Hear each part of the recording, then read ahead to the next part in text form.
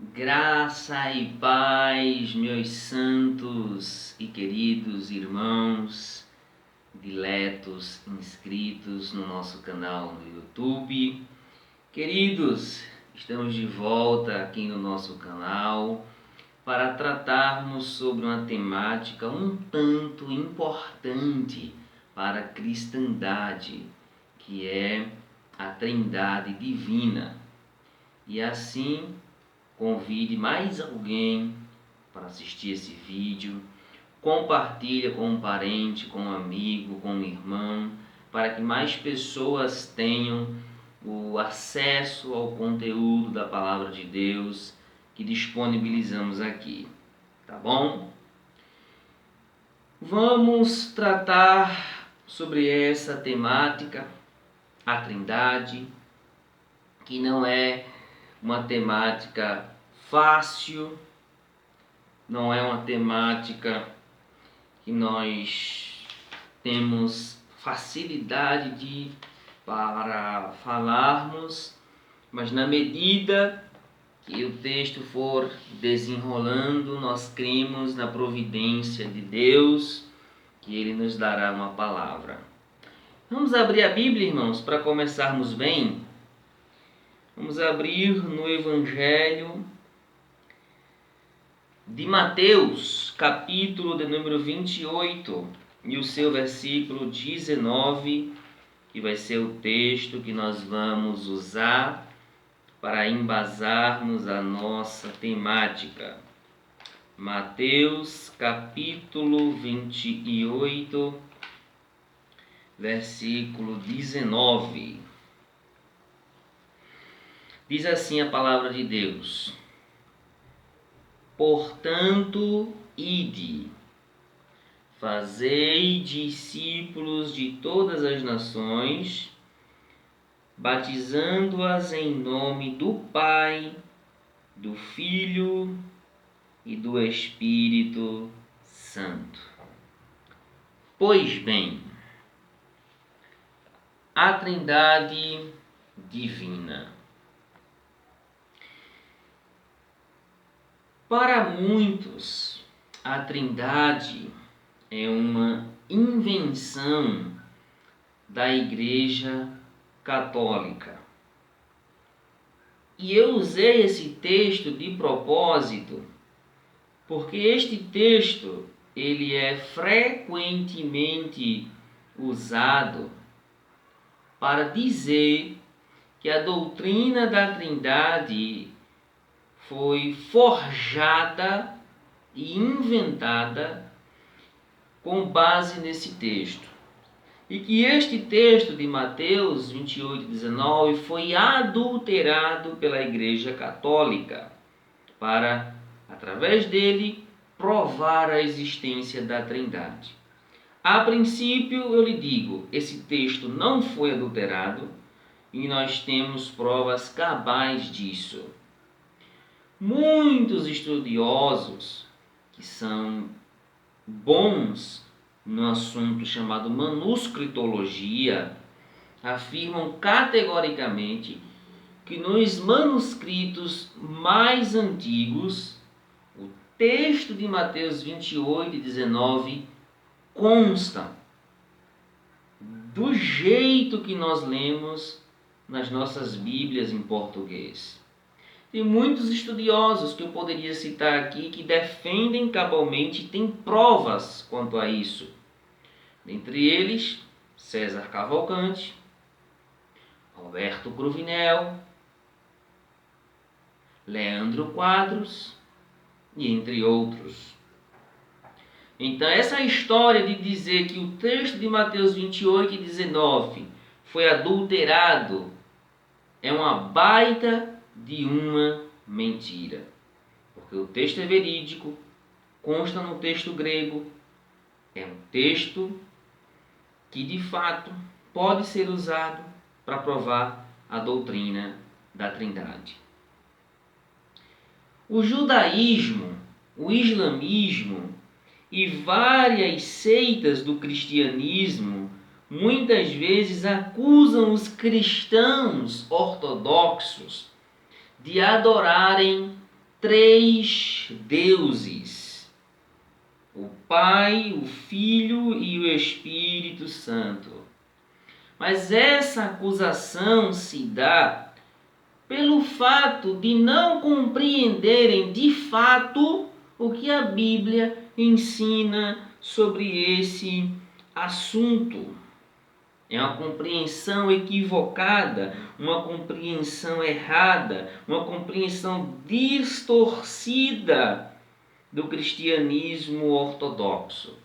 Porque o cristianismo ortodoxo ensina que existe um só Deus, só que esse único Deus, essa única divindade, ela possui três pessoas, porém uma só essência. Tá ok? Existe outra acusação que os seitas fazem contra nós, de que essa doutrina foi inventada por Tertuliano. E isso também não é verdade. A Trindade não foi inventada por Tertuliano. Tertuliano, que viveu ali entre os anos de 160 a 220 depois de Cristo, foi o primeiro a formular a doutrina da Trindade, no sentido de sistematizar essa doutrina, ou seja, agrupar esta doutrina. Colocar essa doutrina como uma matéria da teologia. A essência da Trindade está na Bíblia, como a gente vai ver logo mais. Porém, a sistematização, sim, foi Tertuliano que escreveu, que sistematizou e não inventou, como alguns afirmam. Tá ok? Mas vamos lá. O que é Trindade? Nós podemos definir Trindade de duas maneiras, pelo menos. Primeiro, com a explicação tradicional de nossa língua portuguesa.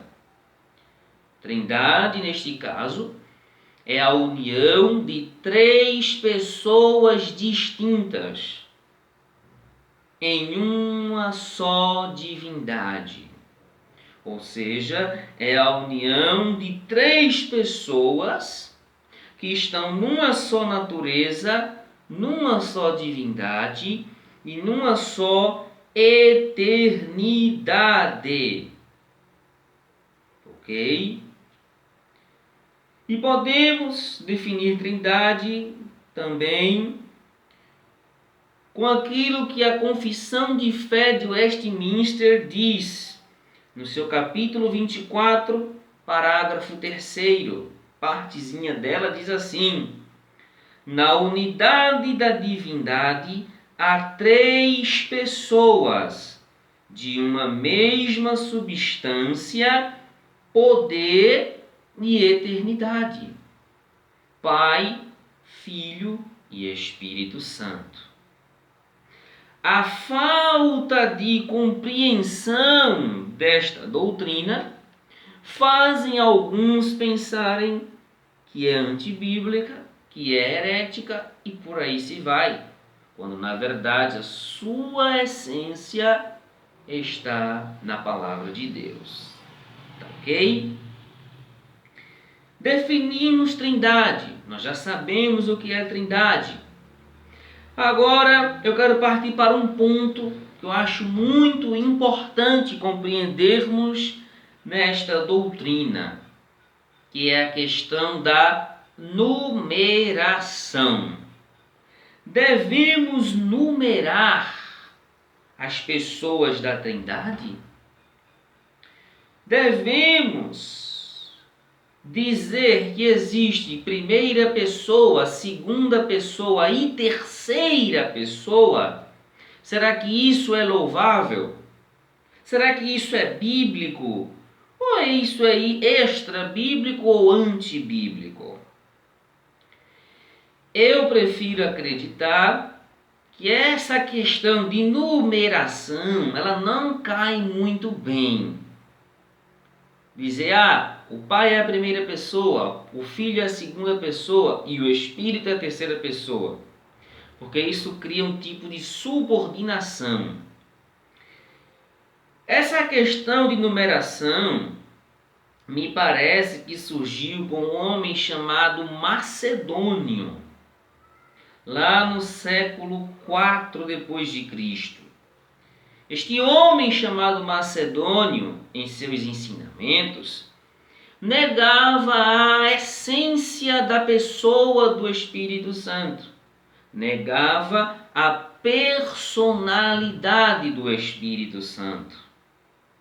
Então, ele dizia que existe um Deus, que é o Deus Pai, e que Jesus Cristo está subordinado ao Pai, sendo um tipo de semideus.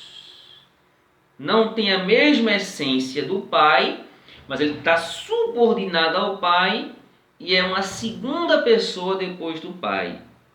Parece-me que essa questão de numeração surgiu a partir deste homem chamado Macedônio. Mas o que é que de fato a Bíblia nos ensina? Será que a Bíblia ensina, irmãos, que existe primeira pessoa, segunda pessoa e terceira pessoa, e que a primeira pessoa é o Pai, a segunda é o Filho, a terceira é o Espírito Santo? Me parece que não. Por quê? Porque ao fazer essa numeração, os cristãos atuais usam Mateus capítulo 28, versículo 19, que diz: portanto, ide, fazei discípulos de todas as nações, batizando-as em nome do Pai, do Filho e do Espírito Santo. Se a Bíblia fosse resumida só a Mateus 28, 19, beleza, estaria certo. Porém, a Bíblia não se resume só a Mateus 28, 19. Mateus 28, 19, sim, mostra o Pai primeiro, o Filho segundo e o Espírito terceiro. Porém, como é que o restante da Bíblia fala dessa questão? Vamos ver? João capítulo de número 14, versículo 16, diz assim: Jesus dizendo: e eu rogarei ao Pai, e ele vos dará outro Consolador, a fim de que esteja para sempre convosco. Quem é o Consolador? Versículo 17: o Espírito da verdade, ou seja, o Espírito Santo. Agora note que nesse texto a ordem inverte. Porque Jesus diz, e eu, primeira pessoa, é Jesus dizendo, eu rogarei ao Pai, segunda pessoa, e esse Pai dará outro Consolador, o Espírito Santo, terceira pessoa, para que fique convosco para sempre. Então a ordem já não é mais a mesma de Mateus 28, 19.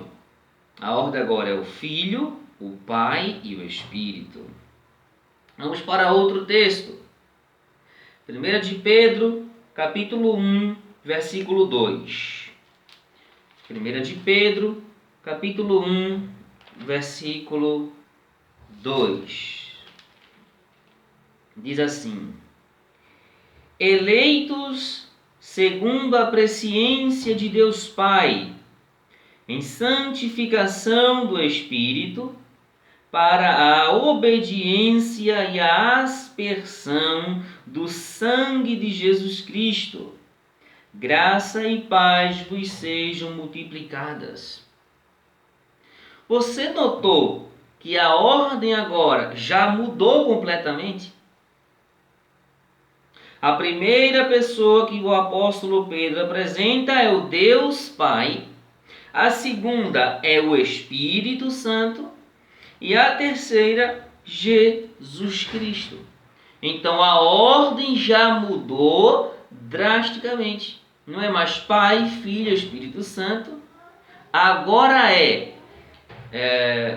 Pai, Espírito e Jesus Cristo. Então a ordem, de acordo com o apóstolo Pedro aqui, mudou. Agora veja outro texto comigo, lá em Judas, capítulo 1, que é um único capítulo, e o versículo de número 20 e 21. Judas, capítulo de número 1, versículo 20 e 21. Veja o que Judas diz. Vamos lá. Vós, porém, amados, edificando-vos na vossa fé santíssima, orando no Espírito Santo, guardai-vos no amor de Deus, esperando a misericórdia de nosso Senhor Jesus Cristo, para a vida eterna. Você notou a diferença? Judas está dizendo, primeiro, orando no Espírito Santo, primeira pessoa. Guardai-vos no amor de Deus, segunda pessoa. Esperando a misericórdia de nosso Senhor Jesus Cristo, terceira pessoa. Então veja, que já mudou a ordem. Agora é Espírito Santo, Deus Pai e Jesus Cristo. Aí a gente pergunta, qual texto a gente vai seguir? Quem é a primeira pessoa? Quem é a segunda pessoa? Quem é a terceira pessoa? E a resposta é: não existe numeração dentro da doutrina da Trindade. Não existe primeira pessoa, o Pai, segunda pessoa, o Filho, terceira pessoa, o Espírito. Não, eles são um só Deus em essência, em divindade. Então não existe essa questão. Isso aí é invenção teológica de alguns que inventaram essa questão da numeração. Vocês lembram que eu falei para vocês que a numeração ela traz um tipo de subordinação? Pois é. E é sobre isso que eu quero tratar com vocês, no segundo ponto. É sobre uma possível subordinação. Existe subordinação entre as pessoas da Trindade? Será que o Filho é subordinado ao Pai? E o Espírito é subordinado ao Filho e ao Pai? Como é que funciona isso? Existe isso? E o pior que eu diria a vocês é que sim. E ao mesmo tempo diria não. Mas irmão Ricardo, que contradição é essa? O senhor diz que sim e o senhor diz que não. E é verdade. Mas como é que eu explico essa subordinação e essa não subordinação? É fácil. A gente explica com dois conceitos da Trindade.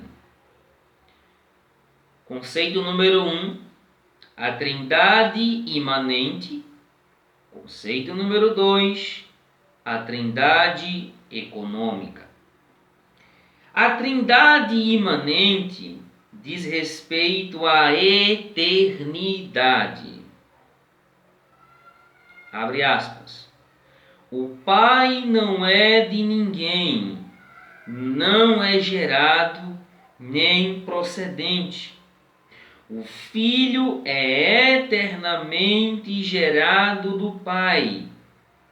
O Espírito Santo é eternamente procedente do Pai e do Filho. Ok? Isso está escrito na Confissão de Fé de Westminster. Então, no conceito da Trindade imanente não existe subordinação. As três pessoas possuem a mesma essência. Ambos trabalham e agem em conformidade, tanto o Pai quanto o Filho e o Espírito Santo. E para isso não nos faltam textos. O Filho é eternamente gerado, Salmos 2, verso 7, Gálatas 4, versículo 6. E sobre a Trindade, como uma maneira geral, não existe essa subordinação. Nós podemos citar dois textos.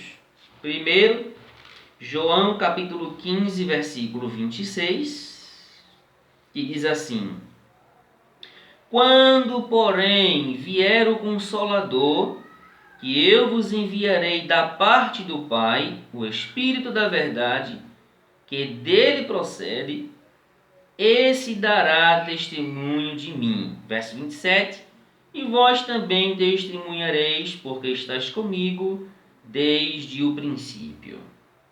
Tá bom? Na verdade, esse texto é para provar que o Espírito Santo é eternamente procedente do Filho e do Pai.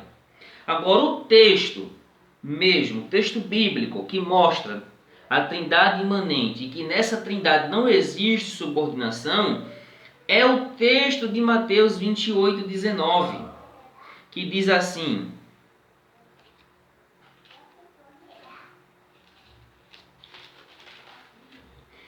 Portanto, ide, fazei discípulos de todas as nações, batizando-as em nome do Pai, do Filho e do Espírito Santo. Então aqui,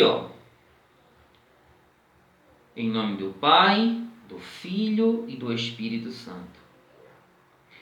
Quando Jesus disse batizando-as em nome, no grego ali é onoma, que indica que esse Deus tem um nome próprio, não é? Esse Deus tem um nome próprio, e que o nome deste Deus é Pai, do grego, salvo engano, é Patros, Filho, Huio, Jesus Cristo, e o Espírito Santo, Haigo Pneumatos. Esse texto de Mateus 28, 19 põe as três pessoas da Trindade no mesmo pé de igualdade. Todos que professam Jesus devem ser batizados em nome da Trindade, que é um único nome, não são três nomes, é o nome do grego onoma. E o nome desse Deus é Pai, Filho e Espírito Santo. Agora sim, o segundo texto, João capítulo 14, versículo 16. O texto sagrado diz: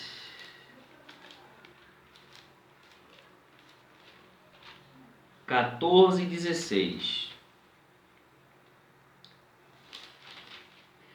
E eu rogarei ao Pai, e ele vos dará outro Consolador, para que fique convosco para sempre.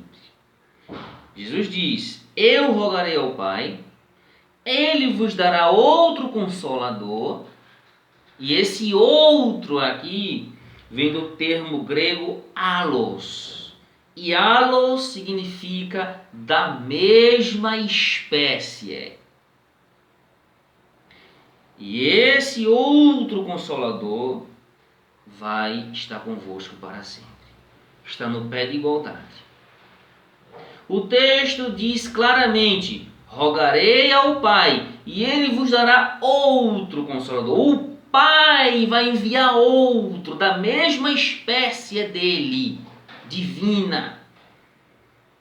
Então, não, o Consolador não é o Pai, e o Consolador, o Espírito Santo, não é o Filho. Não é o Filho.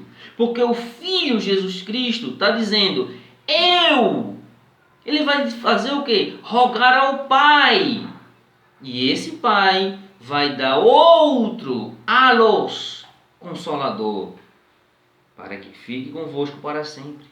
Claramente, três pessoas, e dentro da Trindade imanente, eles se relacionam, têm o mesmo poder, a mesma essência, a mesma substância e a mesma espécie. Então, dentro disso não existe subordinação. Aí então você me pergunta, e onde entra essa possível subordinação? Entra na Trindade econômica.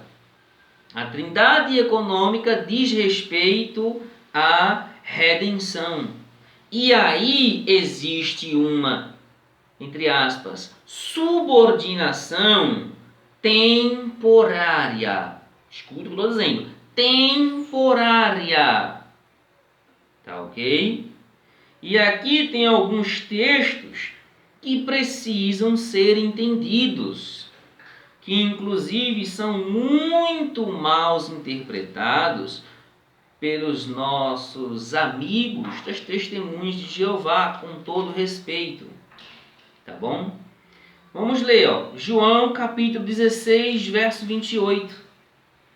Veja o que Jesus disse.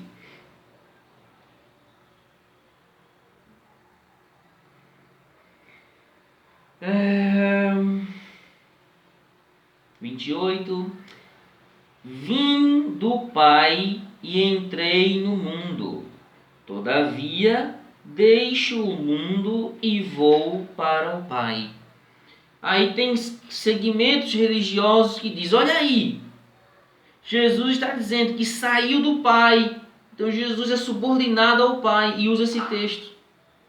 Mas na verdade esse texto está falando do plano de Deus para a redenção.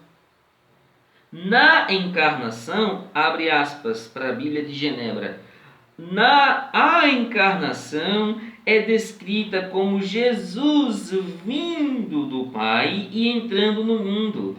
A ascensão, como Jesus deixando o mundo e retornando para o Pai. Isso explica para onde Jesus estava indo e por que os seus discípulos não o veriam mais. Então é o plano da redenção. Porque o Pai planejou, o Filho executou e o Espírito aplicou a redenção. E até hoje aplica. João 16, 28 e também João 14, 28. É outro texto usado. Quando diz, ouvistes que eu vos disse, vou e volto para junto de vós. Se me amasseis, alegrar-vos-íeis de que eu vá para o Pai, pois o Pai é maior do que eu. Pronto, aqui é um prato cheio. Prato cheio. Para as testemunhas de Jeová dizer, olha, tá vendo? O próprio Jesus disse que o Pai é maior do que ele. Gente, Jesus tinha duas naturezas. A natureza divina, que é inegável, à luz de João capítulo 20, verso 28, Filipenses capítulo 2, versículo 6, Evangelho de João capítulo 1, versículo 1, e entre muitos outros textos. E Jesus também tinha natureza humana. Como homem, ele se encarnou e ele se submeteu ao Pai. Por isso que ele orava ao Pai, jejuava, rogava. Ele se submeteu ao Pai. Então, nesse processo de encarnação, para consumir a redenção, ele se submeteu ao Pai, sim. É questão de entender as duas naturezas de Jesus. Agora veja 1 Timóteo 2,5, para a gente fechar esse ponto. 1 Timóteo, capítulo 2, versículo 5.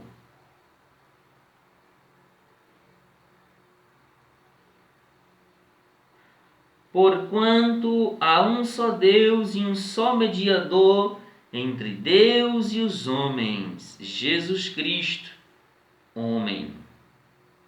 Aí usa esse texto para dizer, tá vendo? Jesus Cristo não é Deus, mas ele é o mediador entre Deus e o homem. Portanto, Jesus é inferior ao Pai. Mas não é isso. O texto explica, versículo 6, o qual a si mesmo se deu em resgate por todos ou muitos, testemunho que se deve prestar em tempos oportunos. É redenção. Jesus se submeteu ao Pai, porque o plano da redenção tinha que ser concretizado. O Pai planeja, o Filho executa e o Espírito aplica. Dentro da subordinação, tem alguém maior que o outro? Não, porque a essência é a mesma. E a Bíblia garante plena igualdade entre as três pessoas. Quem é maior? Não há maior. Mateus 28, 19, João capítulo 14, versículo 16 e 2 aos Coríntios capítulo 13, versículo 13.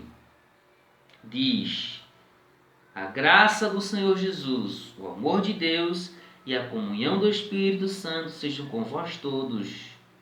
Amém. Em Mateus 28, 19, o Deus Trino é aquele que no nome dele os cristãos são batizados. João 14, 16, o Deus Trino está em ação para consolar a igreja. E em 2 Coríntios 13, 13, o Deus Trino está em ação para abençoar os cristãos. Tá ok? Portanto, queridos, nós vamos ficando por aqui. E no nosso próximo vídeo, nós vamos tratar ou continuar tratando dessa temática, a Trindade Divina, e vamos mostrar outros pontos aqui. Tá bom? Espero que esse vídeo tenha lhe ajudado, fortalecido sua fé e tenha lhe dado uma base mínima possível para você ter o que responder e basear a sua fé na palavra de Deus. Espere e aguarde os próximos vídeos sobre a Trindade, em nome de Jesus. Bom, Deus te abençoe. Até a próxima. Abraço.